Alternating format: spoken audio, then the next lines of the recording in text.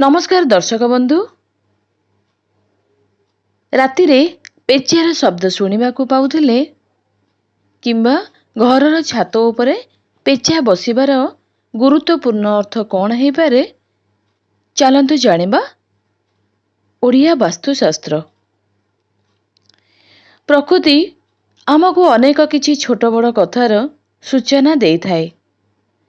एही सब संकेत आमको आमर भविष्यत सह जड़ित बहुत किछि कथार आभास देई थाए।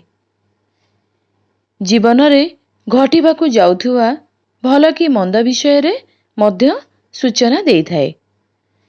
जदि सेही सब संकेत को आगुरु जानि देई थाओ, सेही अनुसारे निजको आमे आगुआ सचेतन कराई नै थाओ।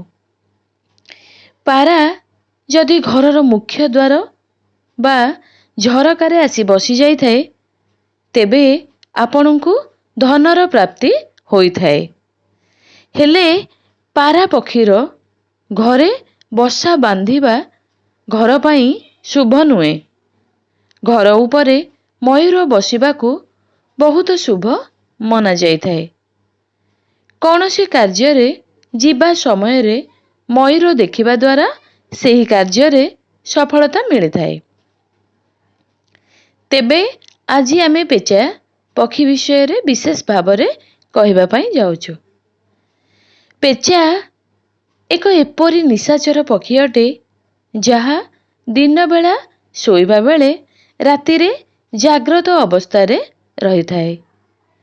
अनेक लोक पेचा को देखी बहुत समय रे डरी जाई थांती। अनेक लोक पेचा को देखिबा मात्रे ही ताहाकू अशुभ कहिबा आरंभ करि दे थांती। कारण पेचा मुहरु निस्तृत ध्वनि रातिर शांतिर वातावरण को भयानक करि थाए। हेले माँ लक्ष्मी जेतेबेले पृथ्वी पृष्ठ को आसीथिले, सेतेबेले से प्रथमे पेचा को ही राति समय रे देखिथिले। तेणु से पेचा को ही निजर वाहन बनाई देइथिले। तेबे पेचा माँ लक्ष्मीकर वाहन हेतु यह अशुभ होई न थाए। जदि कौनसी गर्भवती महिला को पेचार दर्शन होई जाई थाए, तेबे सेही महिला तथा महिलार संतान प्रति बहुत ही शुभ संकेत होई थाए। जदि कौनसी रोगी व्यक्ति को पेचा छुई देई चली जाई थाए, तेबे व्यक्तिर गंभीर रु गंभीर रोग मध्य भल होई जाई थाए। कौनसी गुरुत्वपूर्ण कार्य को जीवा समय रे पेचा देखिबा द्वारा ताहा मध्य अत्यंत शुभ कार्य बोली साब्यस्त होई थाए।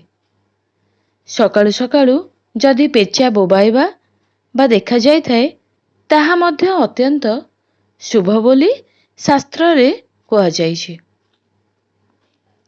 हेले जदि बारंबार एही पक्षी घरर छात उपर आसी बसी थाए, तेबे एहा घरर बर्बादीर कारण होई थाए।